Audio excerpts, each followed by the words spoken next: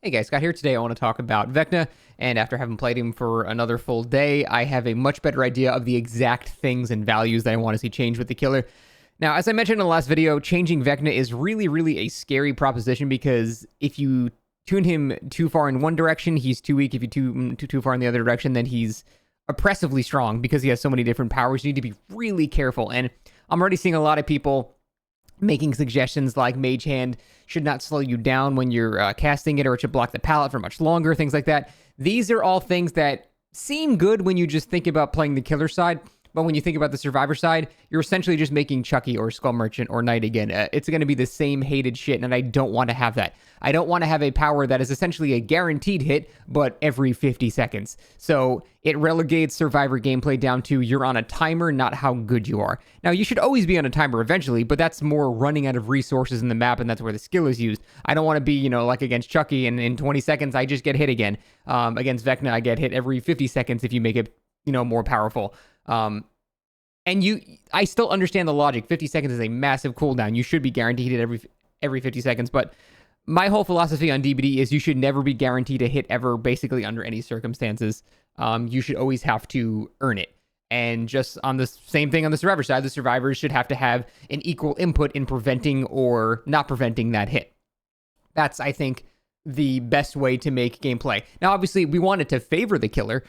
So when I say equal, I mean the survivor has a chance to do something. You know what I mean? So I do want the power to favor the killer because it's their power, but I just want the survivor to have an option. I don't want it to just be you run into a timer and you just get hit. So knowing that, I don't think that we should make Mage Hand not slow you down or make it block pallets longer or something like that. I don't think we should do a lot of the changes that are suggested like that. I think we should keep the powers roughly the same with a couple of tweaks. He does just straight up need buffs in certain regards, but we should make the powers way more usable. Like the cooldown right now, I believe, is 50 seconds per power. It should be like 10 to 15 seconds per power. I'm talking like a 400% increase in the cooldown recovery. The cooldowns are way too long. Obviously, nerfs the add-ons to compensate for that and stuff like that. But his major problem is just the cooldowns are too long. I hate being able to get a hit with my power and then I just do nothing for a minute. It feels awful on the killer end. So, but if we make the cooldowns that much faster, we need to make sure the abilities are not insanely oppressive or any stronger than their counterparts. Like if we make the Flight of the Damned better than Artist Crows on a shorter cooldown, that makes no sense. If we make Mage Hand better than Dr. Shock for denying pallets, that makes no sense because he has all these powers. You can't make any individual power stronger than a similar power that a killer in DBD already has. That's why you got to be really careful. So let's just go over. I just wrote a list. I'm just going to read them off, and we'll just go from there. The very first thing, flight. When you cast fly, you need to have quicker collision when you're landing. I think this would enable really interesting gameplay where you get a hit on a survivor, you see they're going to go toward a window, and you kind of have to fly toward it. And the thing is, the fly is actually kind of hard to use because you have to cancel it at the right moment. If you cancel it too late, then you will go flying past the window, way past it, and you've lost distance on the other direction, or the pallet or whatever. If you do it too early, though, then you actually don't cross the threshold of the pallet, and that could be pretty bad as well.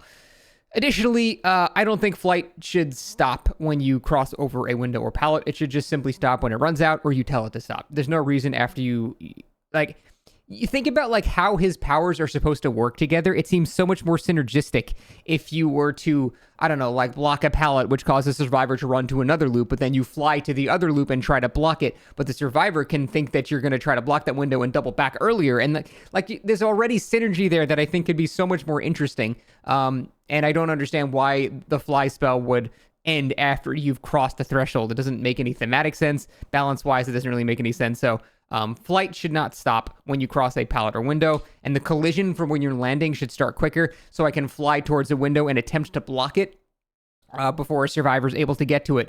And again, I don't have full control over me flying. If you turn left, I can't just immediately start turn left. I can kind of drift in that direction, but survivors do have a way to deal with that as well. So it would be no stronger than a Wraith just cloaking and trying to body block a window, which I know can be annoying, but the killer he needs something at this point. So I think that would be at least interesting from the killer perspective, and I think that'd be really fun to mess around with on both sides.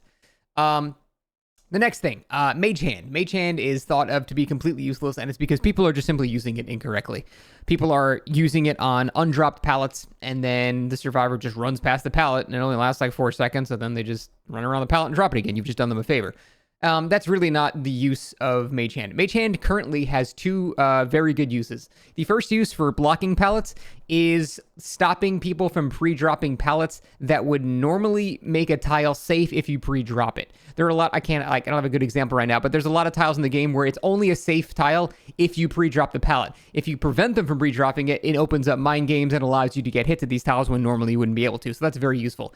Additionally, it's useful on hallway god pallets like on RPD, the ones that just completely block off a hallway, but there's not necessarily anything connected to that. It's just one pallet that you must kick to continue chasing.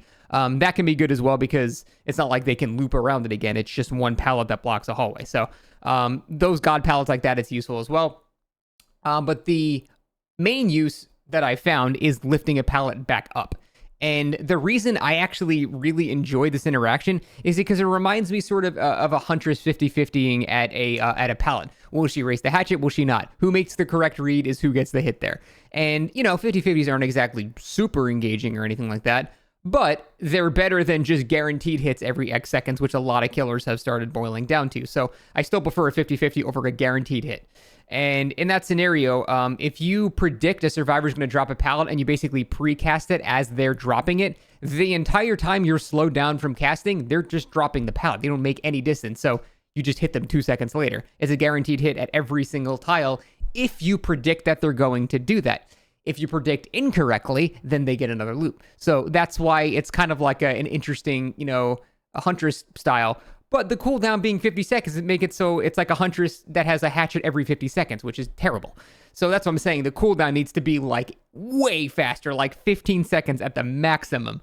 And then it would actually be sort of like, okay, he doesn't have to reload, but he has to wait longer in between attempts at doing this. And I think that is a much, much healthier way than just saying, hey, I block pallet, you get hit now because I clicked a pallet. Like that doesn't, I would fucking hate that. That would be boring on Survivor and Killer.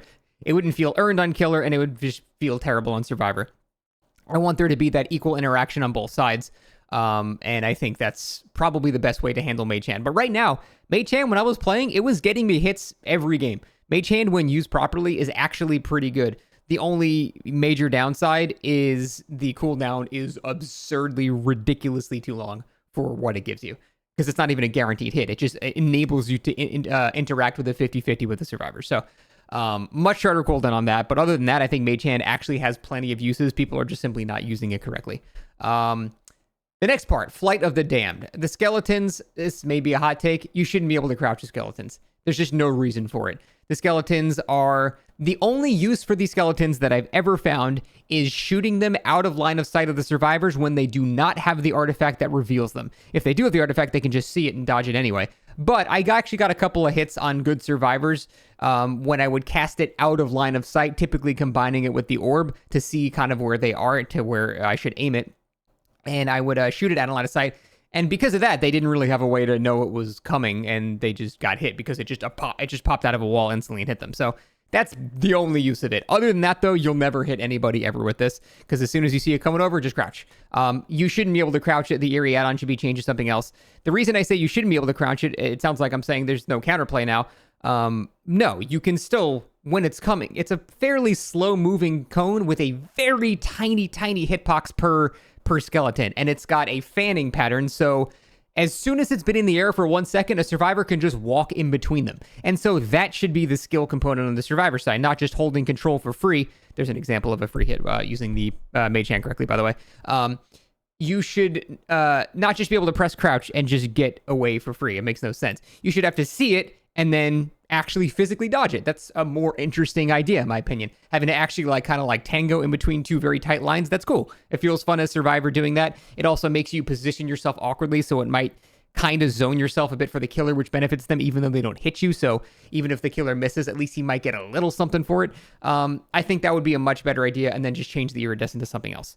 Other than that, though, I think it's fine.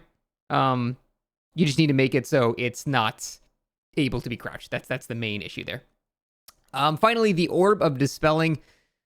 It's just too slow. It slows you down when you cast it. I think the orb should be the only spell in the game where you're not slowed down at all when you cast it or ready it or do anything. It doesn't impact survivors really negatively. It's mostly just for information. So I don't see why you should be slowed down whatsoever when you are casting this spell. I want to be chasing someone. I turn towards a gen. I shoot one out and keep chasing. That would make it very useful because it would just be free information on a cooldown. And hell, you can keep that a minute cooldown or 50-second cooldown. I don't care. That's fine. Just don't get slowed down when you're using it. It makes no sense that you would get slowed down there. Other than that, a dream idea for the orb I think would be really, really cool is if you could charge it. So if you just tapped it, it would be that slow moving thing, which means you could actually try to use it at a loop and try to get information through a wall of where a survivor is for a short amount of time as it goes through them. So you can use it sort of as a chase helper, or you could charge it for half a second and it would go flying, almost like an artist's crow, which would still disable items and reveal people that are very far away. You don't have to wait 25 minutes for it to get there. So a small charge being able to control the speed would make it really cool because it would make it a potential chase tool and also a information tool in the distance as well while you're chasing and doing all of your other stuff. And if we had all these changes, I would really start to feel like a high-level caster. I'm shooting off orbs this way to see where people are. Then I'm shooting skeletons through the wall to hit them there. If they get to a pallet, I can lift it back up and try to hit them. I would actually feel like a high-level caster finally, and that would be awesome. So that's my dream for the killer. I want there to be significantly quicker cooldowns for all spells except maybe the orb. And then I want flight to have a quicker collision upon landing to potentially body block, but it's counterable by survivors as well. Flight should not stop at windows or pallets to counter people pre-dropping and just simply running away. The Mage Hand 50% raise add-on should be base kit. Quicker cooldowns, like I said. Skeletons can no longer be crouched, and the orb has no more slowdown. Those are my dream changes to make the killer more fun. Typically, I would assume for both sides rather than just making it guaranteed hits every X seconds. And I think that would be the best way to do it. If they did these changes, I think not only would Vecna be one of the most fun killers in the game, but he would actually be very strong and solid too, while also having, Huntress levels of a chance to dodge the potential hit as well. So I think it would just be great overall. But that is it. I can't really think of anything else I wanted to talk about. Thanks for watching.